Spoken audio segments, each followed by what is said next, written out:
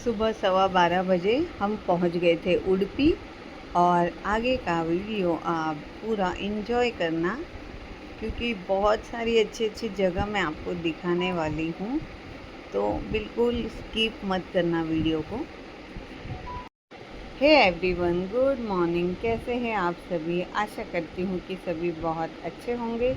मेरा नाम है सुनीता और मेरे आज के ब्लॉग में आपका स्वागत है। तो ट्रेन से उतरने के बाद अपना अपना लगेज अपने हाथ में लेकर हम आ गए थे उडुपी स्टेशन से बाहर। और ये देखिए, ये कृष्ण भगवान की कितनी सुंदर मूर्ति लगाई हुई है यहाँ पे। उसका मैंने शूट कर लिया। और इसके बाद एक बस आई थी हमारे ट्रिप की, और उस बस में बैठ के हम सीधे होटल में आ गए थे। और हमारा होटल बहुत ही अच्छा, क्लीन, साफ़ सुथरा था। कमरा भी बहुत ही सुंदर था। हम तो खुश हो गए थे कमरा देखकर। और सबसे पहले हमने बैठकर पानी पिया, और इसके बाद हमें जाना है फटाफट से रेडी होके लंच करने के लिए, क्योंकि लंच का टाइम हो गया था। और उसके बाद हमें जाना था सीधे ही दर्शन के लिए। तो उसके लिए फटाफट हमें रेडी होना था, इसीलिए वन बाय वन हम नहाने चले गए। सबसे पहले मैंने अपना बाथ कंप्लीट किया और मैंने मस्त वाला पिंक कलर का ड्रेस पहना, और बाहर आके फिर मैं रेडी होने लग गई थी। नॉर्मली जैसे रेडी होती हूँ बिल्कुल वैसे ही रेडी हुई थी। सनस्क्रीन लगाया था, क्योंकि यहाँ भी गर्मी बहुत ज़्यादा है, जैसे कि मुंबई में हो रही है। तो सनस्क्रीन लगाया और बाकी का मेकअप लगा के रेडी हो गई। उसके बाद मैंने ग्रीन टी बना के ग्रीन टी पिया। और मेरी प्यारी फ्रेंड भी तैयार होके आ गई थी, और उसकी प्यारी सी बेटी भी तैयार होके आ गई थी। लेकिन मैंने दोनों का वीडियो शूट ही नहीं किया। वैसे तो पूरे वीडियो में दोनों आपको दिखेंगे, पर फाइनल लुक का वीडियो बनाया ही नहीं। पर पूरे वीडियो में आप देखते रहना, दोनों बहुत ही प्रीटी लग रही थी।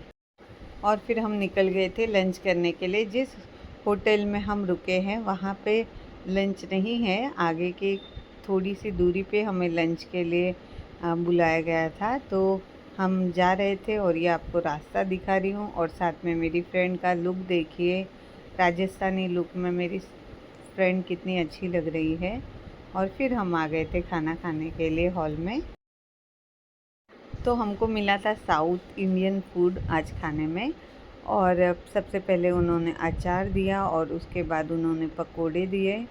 साउथ इंडियन पकोड़े थे ये। और उसके बाद उन्होंने अलग अलग तरह की सब्जियां दी।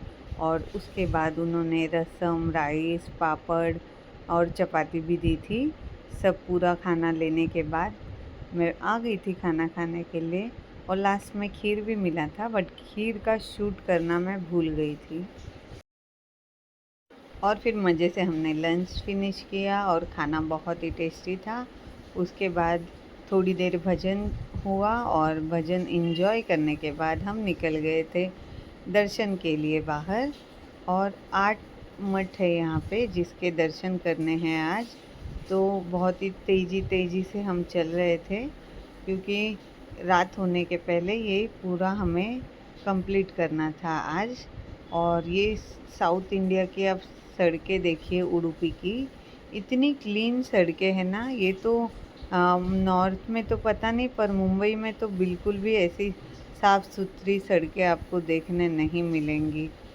तो बहुत ही क्लीन सड़कें हैं यहाँ की, और बहुत ही साफ़ सफाई से, और बहुत ही वेल प्लान सिटी जैसा है ये उडुपी। बहुत ही मज़ा आ रहा था यहाँ पे।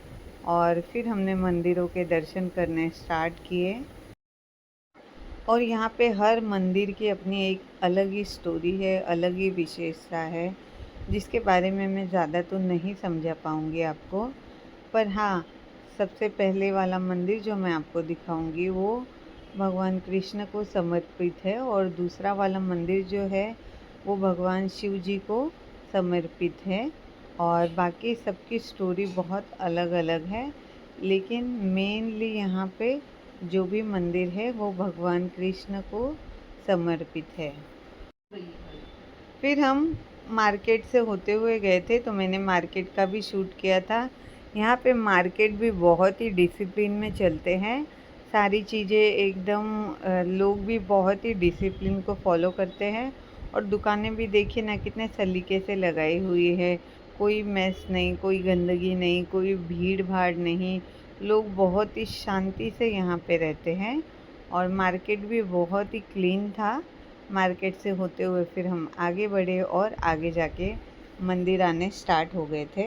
इस मंदिर की स्टोरी बहुत ही अच्छी है। एक पहले ज़माने की बात है जब जाति भेद का बहुत ज़्यादा यहाँ पे चढ़ाव था, तो उस समय ऐसा था, जाति भेद के चलते एक शूद्र जाति के व्यक्ति को मंदिर में दर्शन करने नहीं दिया जाता था। तो वो अक्सर खिड़की से ही भगवान के दर्शन कर लिया करता था, क्योंकि भगवान की पीठ ही लेकिन उसे दिखाई देती थी खिड़की से। पर वो हर रोज़ जाता था और खिड़की से दर्शन लेता था और भगवान को ये बात उसकी ऐसी लगी कि नहीं, मुझे इस भक्त को दर्शन देने हैं। और भक्त के लिए भगवान ने अपना चेहरा भक्त की तरफ कर लिया, यानी कि मूर्ति पलट गई और दर्शन खिड़की से होने लग गए। तो आज भी इस मंदिर का ऐसा ही रिवाज है कि इस मंदिर को मतलब भगवान जी के जो दर्शन होते हैं खिड़की से ही किए जाते हैं। तो ऐसी स्टोरी है यहाँ पे इस मंदिर की और बहुत ही अच्छी स्टोरी है। और दूसरा मंदिर जो है समर्पित है भगवान शिव जी को।